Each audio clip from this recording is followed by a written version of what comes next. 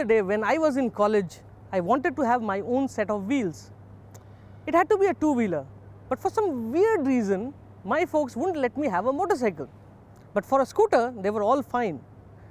But at that point of time, options were very limited. Something like this, what you see, a 4-speed manual. But today, things have changed.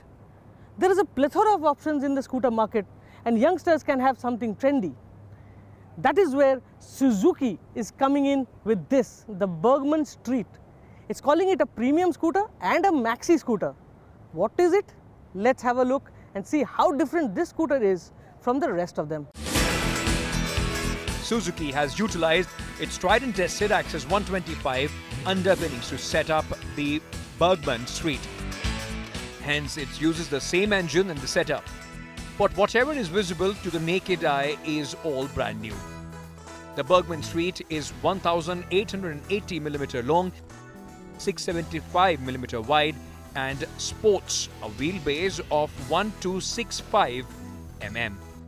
Seat height of 780mm is just about perfect for most Indian frames.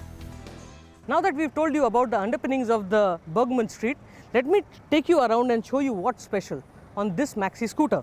So the front headlamp which you see here is an all LED panel. It has the AHO function, so that means it always remains on. And the most important thing is that it gives a bright beam during the night. The second thing is this windshield. Suzuki is promoting this bike as a touring scooter, and this should help avoid the wind buffeting, which is the normal case on the highways. Now moving on, the other unique feature about this bike is this handlebar. Now this handlebar doesn't have the usual meters laid onto them. It's actually a unique light functional handlebar. It only has the switch gear, which works well and has a precise feel to it. But overall, it looks very, very different. Last but not the least, the instrument panel is an all-digital affair, and it has been placed on the front fairing, so it doesn't move with the handlebar. It's a pretty loaded one, but to be really honest, I hope that in the next iteration of this scooter, Suzuki adds some more features to this. It's a very unique thing. The other thing which I'm very, very happy about is the amount of storage space Suzuki has been able to cram into this scooter. So first and foremost, there's a cubby hole out here which can take in a liter bottle with ease, and then you have a small glove box here. Now this glove box is deep enough to have a phone or something like that, and there's a charging socket here, so you can have the phone charging while on the go. This is a very, very nice feature. And most importantly, this phone or the electric device is always safe because it has this cover on it. The other thing is this under seat storage. It's a 21.5 liter storage space, which is a lot considering it's a scooter. Most of the other scooters in the market are at par or lower than this. It's a very, very good feature on this scooter. The other thing I would like to show you is the seating position of this scooter.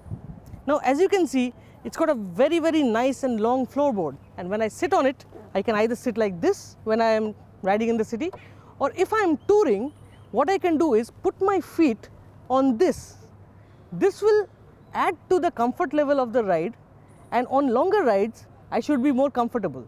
That's why that space is there. Now, it might look a bit odd, but still, it's a very, very handy feature.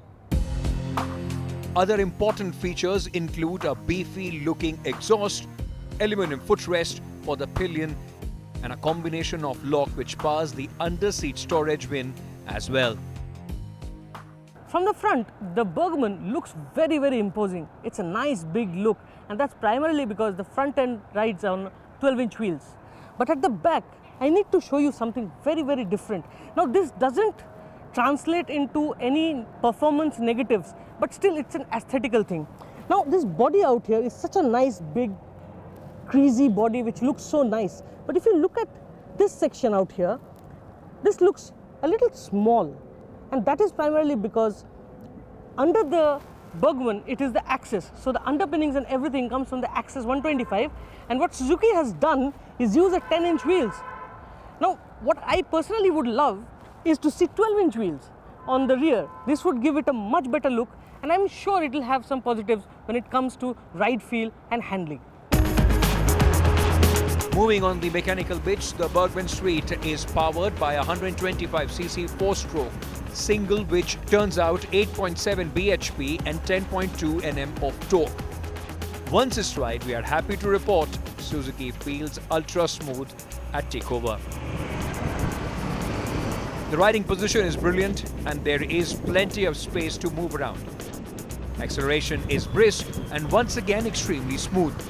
It actually pulls strongly till about 70 km per hour, and it's fun to see the speedo try to keep up with the actual speed. However, the motor is so smooth that one does not feel the surge, and the sensation of the speed is very little unless one looks at the speedo. Noise levels are low. This also means that on long rides the rider will remain extremely comfortable thanks to the minimal vibrations. Considering Suzuki is pitching this as maxi-scooter, having a top speed of an indicated 90 km per hour plus is brilliant. The other thing which we like about the Burgman Street is the ride quality. It is softly spring and city stuff like potholes etc. are dismissed with ease. The rider does not feel them frequently.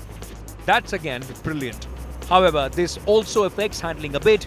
Burgman Street is not as sharp as few other 125cc scooters in the market.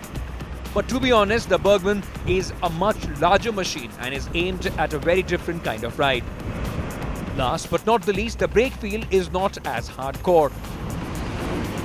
It does howl the scoot down rapidly, but we would have preferred a little more bite.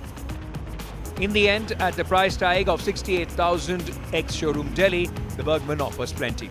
However, looking at the feature list, there are few more elements which we would have loved to see on this scooter.